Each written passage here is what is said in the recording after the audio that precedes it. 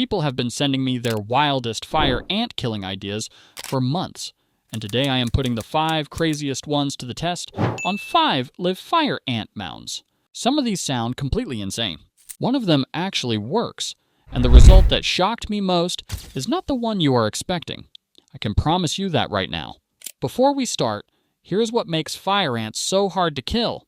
I need to give you 30 seconds of context before we get into the first method, because without it, you will not fully understand why some of these work and why most of them completely fail. Fire ant colonies do not live near the surface.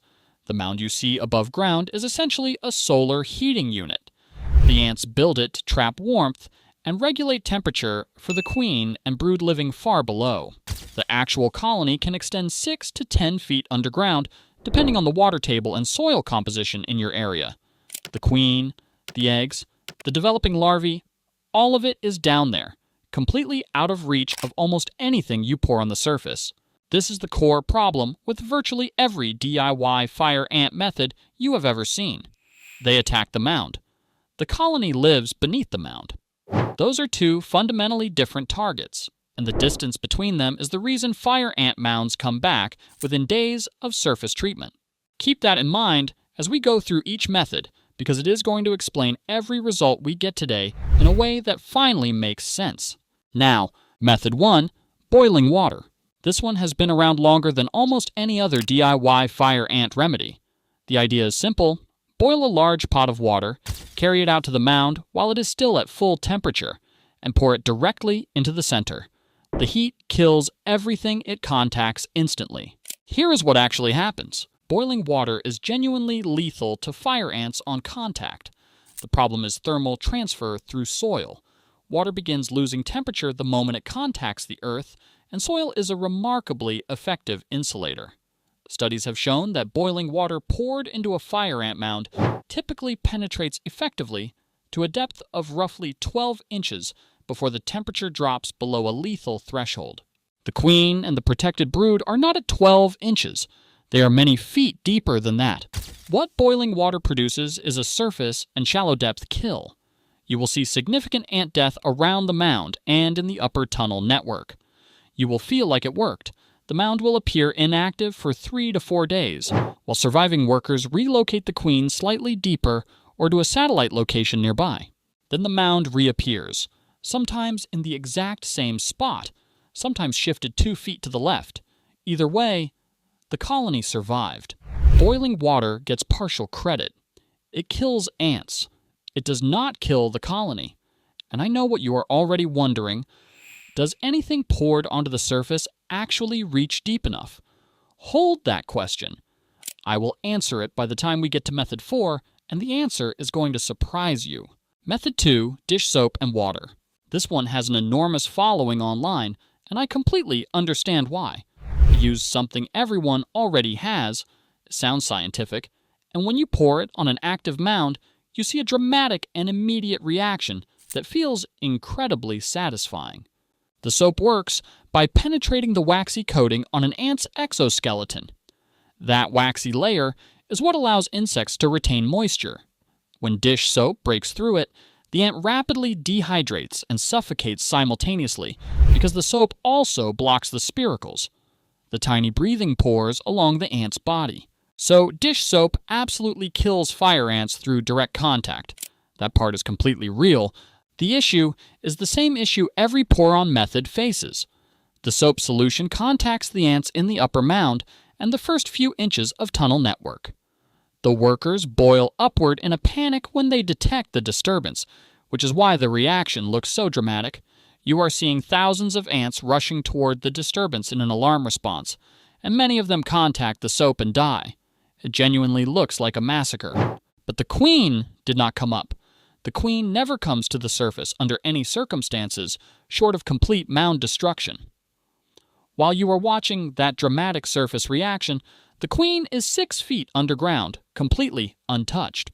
After 24 hours, the surviving population reorganizes and the mound resumes normal activity. You might see a slightly reduced number of workers for a week. The colony itself is fully intact. Dish soap earns the same grade as boiling water. Legitimate surface kill, 0 colony elimination. Now, I told you one of these 5 methods shocked me. We are getting closer to it. But we have 3 more to get through first, and the next one is where things start getting genuinely interesting. Method 3, grits. This one requires more explanation than any other method on the list because the number of people who swear by this approach is genuinely staggering. The claim is that fire ants eat the raw grits. The grits expand inside their bodies when they contact moisture, and the ants explode. It sounds dramatic. It travels fast on the internet. And it has exactly one problem. It is biologically impossible. Fire ants, along with all other ant species, cannot swallow solid food particles. Their internal anatomy physically prevents it. Ants have a filter structure in their digestive system that allows only liquids to pass through. When a worker ant encounters a solid food source, it liquefies it externally using saliva and digestive enzymes, then consumes the resulting liquid. Solid grits particles are never ingested. They are moved, investigated, used as building material in some cases, and ultimately ignored as a food source. There is no expansion happening inside any ant. There are no explosions. The grits simply sit on and around the mound while the colony continues completely normal operations below the surface. I say this not to be harsh toward anyone who believed it. The claim gets repeated so often, and with such confidence that it sounds credible without scrutiny. But the scrutiny reveals nothing behind it. Grits. 0 effect. Not partial credit. 0. 2 methods left. One of them is the result that shocked me, and I need you to stay with me for method 4 specifically, because it introduces the real question behind all of this. Not which method kills the most ants on the surface, but which one, if any, actually penetrates deep enough to reach the queen. Because that is the only question that actually matters. Method 4, white vinegar. Vinegar comes up constantly in DIY pest control circles, and the reasoning sounds legitimate. It is acidic, it disrupts the pheromone trails ants use to navigate, and undiluted white vinegar will kill insects through direct contact. All of that is true. But there is a piece of fire ant biology that makes vinegar specifically ineffective, even as a surface treatment. And it is something almost no one talks about. Fire ants detect chemical threats through their antennae with extraordinary sensitivity. Vinegar has a volatile acetic acid composition that ants can detect at very low concentrations in the air. When you approach a mound with vinegar, the chemical signature reaches the colony before the liquid does. Workers relay alarm signals downward through the tunnel network, and the colony begins executing a relocation protocol before your vinegar contacts a significant portion of the population. What you are watching when you pour vinegar onto a mound and see ants streaming in all directions is not ants dying. It is ants evacuating. They are moving the queen. They are moving the brood. They read the chemical signature of what was coming and started relocating before impact. Vinegar causes relocation, not elimination. You may move the mound 20 feet in any direction, but the colony is fully intact and fully operational in its new location within 48 hours. Now, method 5. I genuinely did not expect this result, and I want to be completely clear before I tell you. I am not recommending this method. It is dangerous, it is environmentally harmful, and there are far better options available. But the result was undeniable, and you deserve an honest answer. Method 5. Gasoline. I tested this specifically because the volume of people claiming it works is impossible to ignore, and my job is to give you honest results, not comfortable ones. Gasoline is both a contact toxin and a fumigant. When poured into a fire ant mound in sufficient volume, it does not just contact surface ants. The volatile compounds vaporize downward through the tunnel network as a gas. Hydrocarbons are lethal to insects at any concentration, and gas penetrates tunnel networks that liquid cannot fully reach. This is the fumigant property that differentiates gasoline from every other pour-on method on this list. The vapor moves, it follows the tunnels, does not depend on liquid penetration through soil. After 48 hours, the mound I treated with gasoline showed no activity. No workers on the surface, no satellite mound nearby. I excavated part of the mound structure and found no living ants in the sections I could access. But here is everything that accompanies that result. Gasoline-contaminated soil is toxic to plant roots, earthworms, soil microbiota, and any ground-dwelling beneficial insect in the treated area. The contamination spreads through groundwater. It is a fire hazard before, during, and for days after application. It is illegal to use as a pesticide in most jurisdictions because it is not a registered pesticide product. And the fumigant penetration, while better than any other liquid method, still does not guarantee complete colony elimination in every mound configuration. The result was real. The method remains one I will never recommend to anyone. So what actually kills a fire ant colony completely?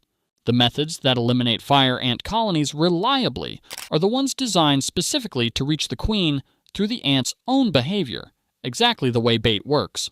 Fire ant bait is picked up by foraging workers who carry it directly back into the colony as a food source. The active ingredient travels through the feeding chain and reaches the queen through direct feeding. She consumes the bait. Her reproductive function is disrupted, and without a laying queen, the colony collapses within weeks as the worker population ages without replacement. No surface application, no liquid penetrating 6 feet of soil. The ants deliver the treatment themselves to the exact location that matters. If you want the fastest and most complete fire ant elimination available without professional equipment, bait is your answer.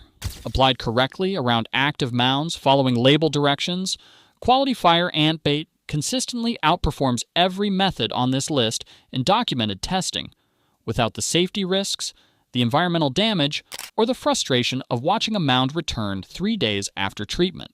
Before you go, if fire ants are one pest problem you are dealing with right now, there's a strong chance something else is operating in your yard or home that you have not fully addressed yet. The video on how to get rid of little black ants that I put out recently covers the colony structure and bait transfer science in a way that directly applies to fire ants as well. The biology overlaps more than most people realize. If you want to understand why bait works at the level that makes you genuinely confident using it, that video fills in the picture. It is right here. God bless.